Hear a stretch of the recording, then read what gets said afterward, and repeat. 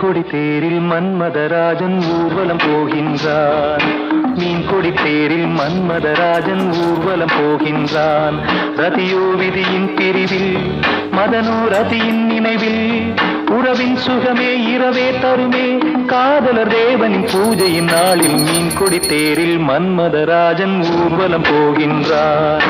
மீன் கொடி தேரில் மன்மதராஜன் ஊர்வலம் போகின்றான்.